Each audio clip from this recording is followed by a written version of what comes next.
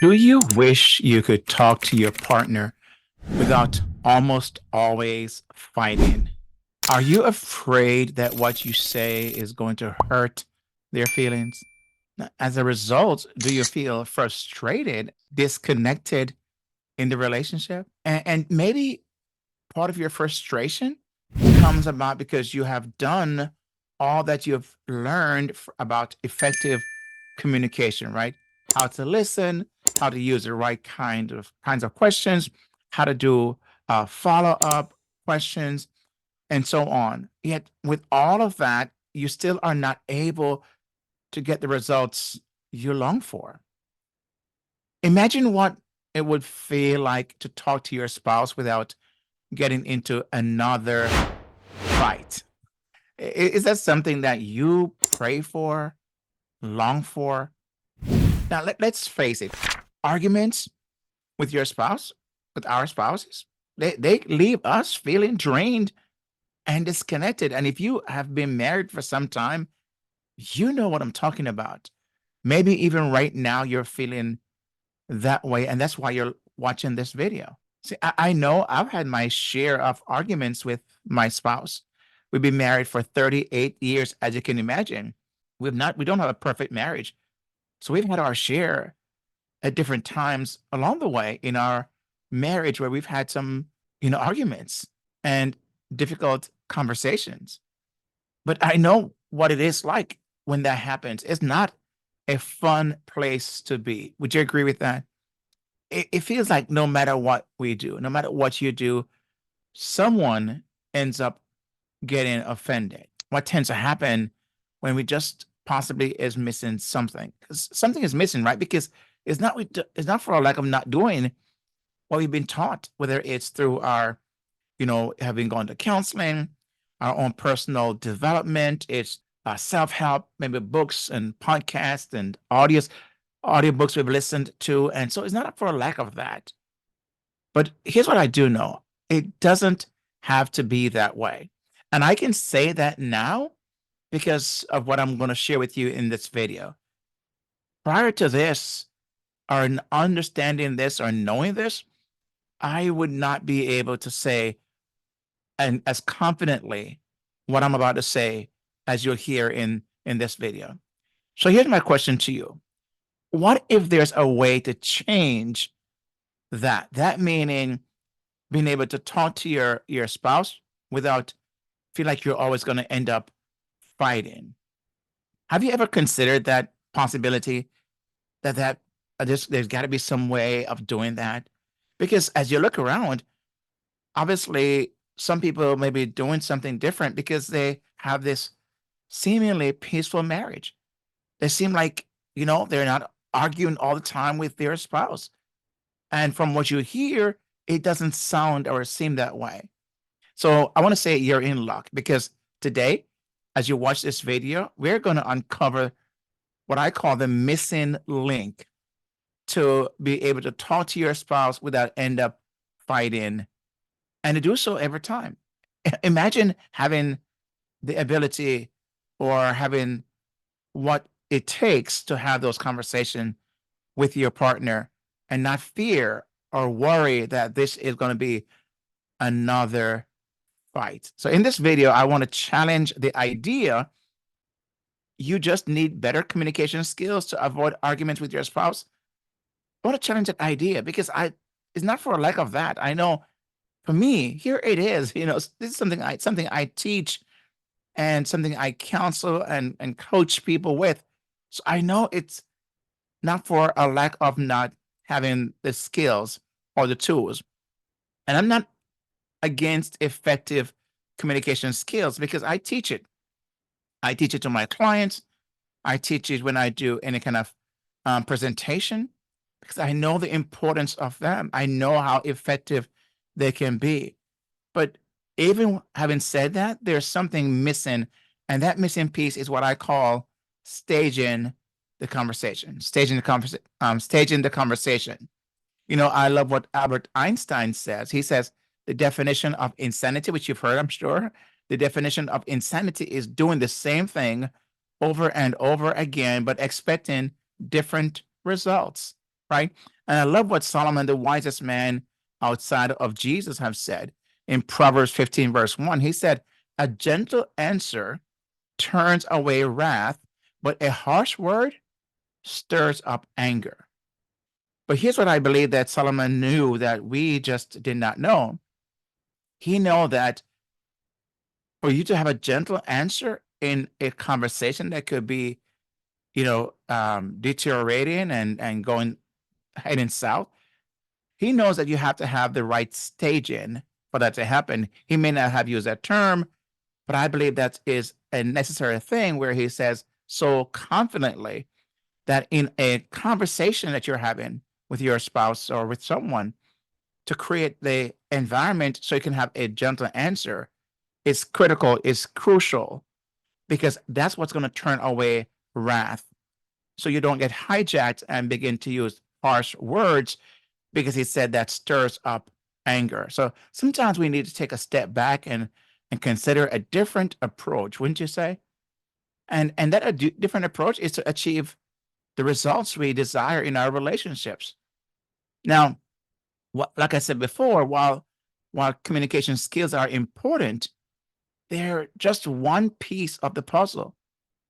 I believe that staging the conversation is about setting the foundation. It's about setting in motion what is necessary for you to be able to have productive and constructive dialogue or conversation before you even utter a word. Before you get started, you got to have the stage set.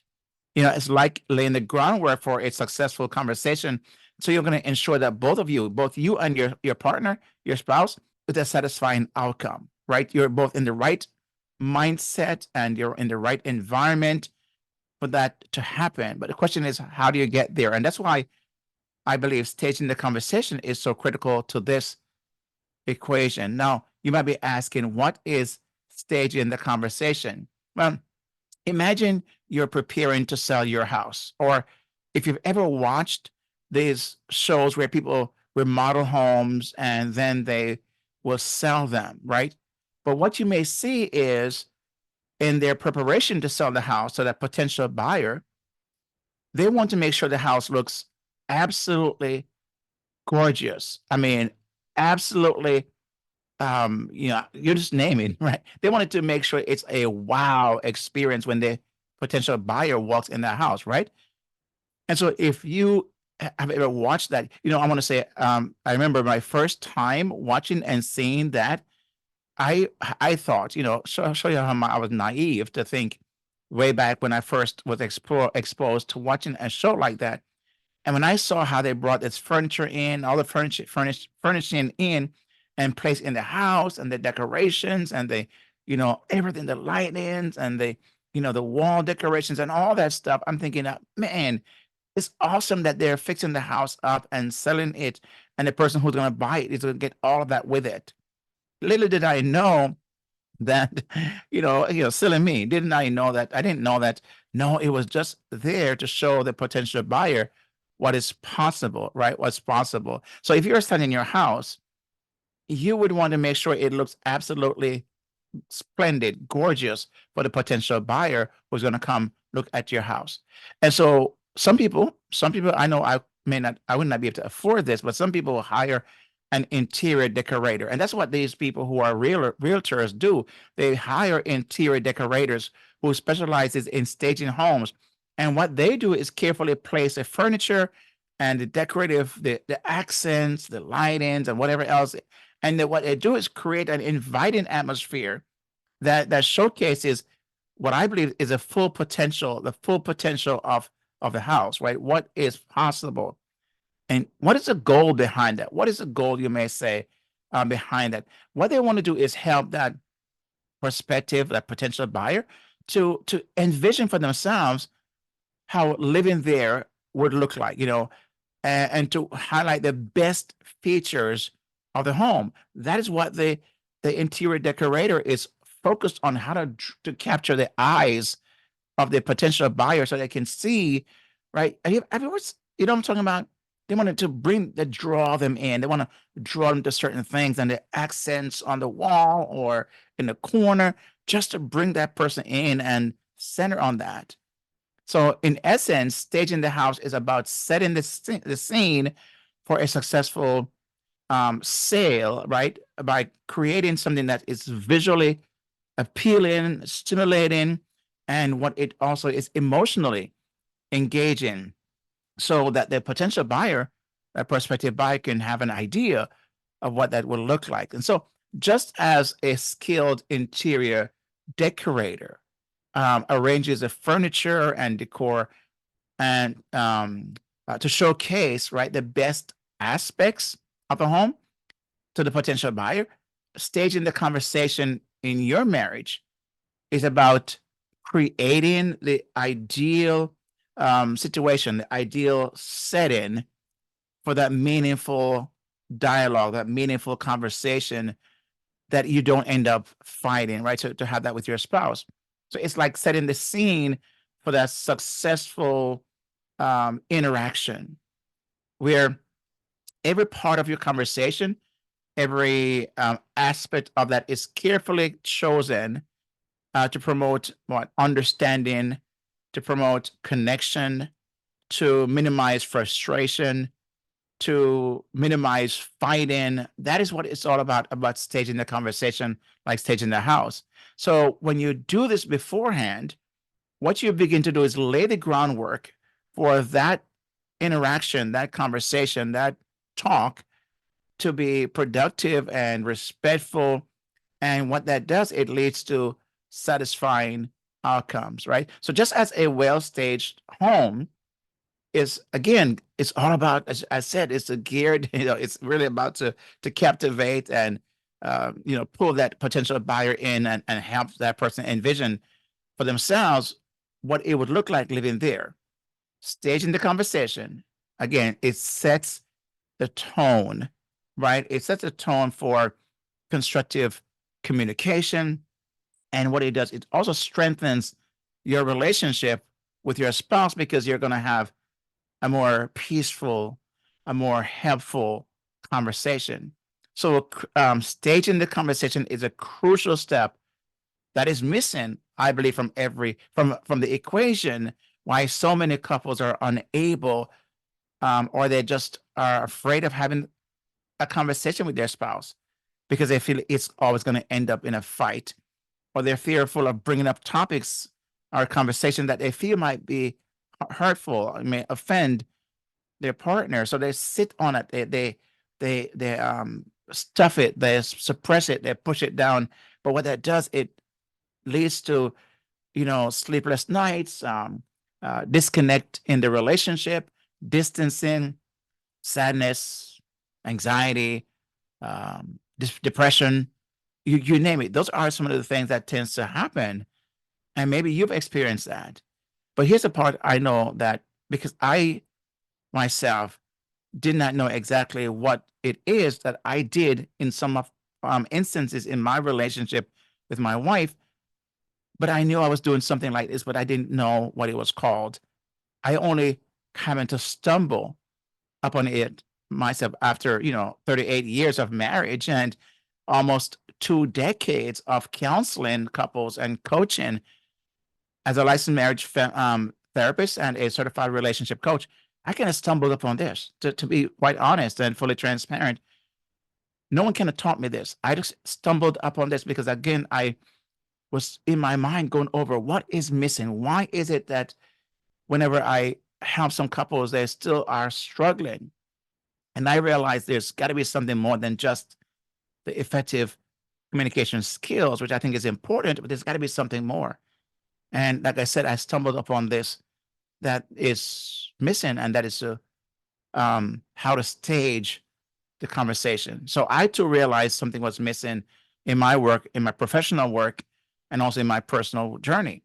And so, as I mentioned before, I've taught couples on how to communicate effectively, and some couples have benefited from that, but I find that others, I would say, unfortunately, have not. As a matter of fact, I've had couples who've come to me because they've tried it all. They would say, "I've tried it all, but it hasn't worked."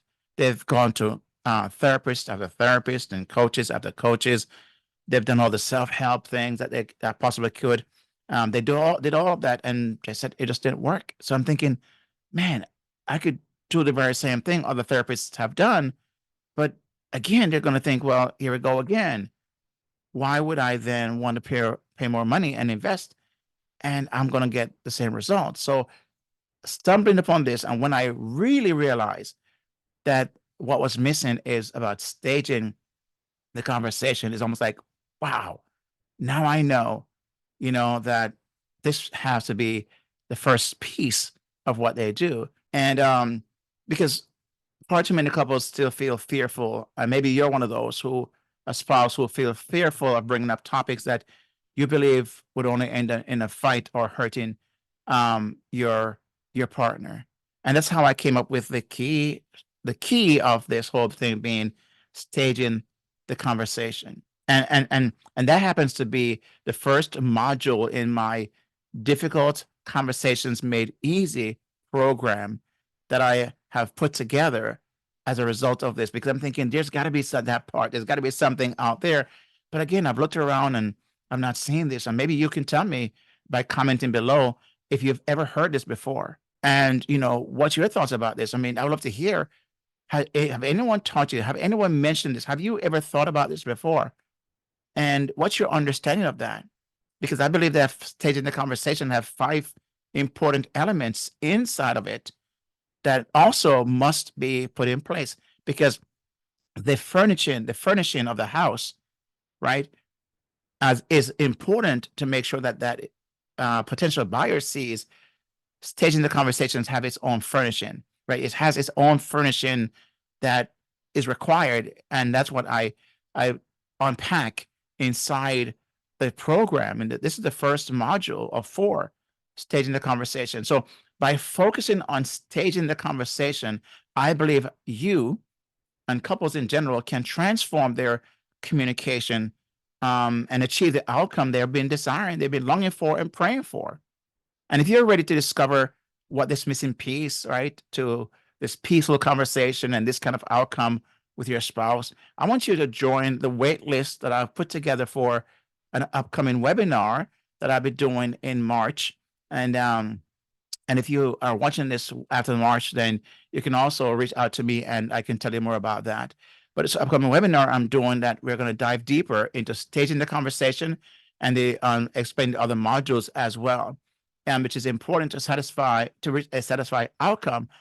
You can join the wait list. So you can comment below and just put on the word in the comment wait list. Put wait list in the comment below, and I'll make sure I get that information to you as ASAP. Very, very, very soon you get that information. And so remember, it's not just about what you say, but how you set the stage, right? You may think that I'm just going to say, it's not about what you say, but it's also how you say it. Well, that's true too, but it's not about just what you say, but it's how you set the stage for your conversations that can make all the difference. So I want you to go ahead and put wait list in the comment. And until next time, here's to building stronger, more connected relationships through intentional communication and staging the conversation as the first piece of what is going to happen. So take care. God bless you. And make sure you watch this video right here. And I'll see you on the next time.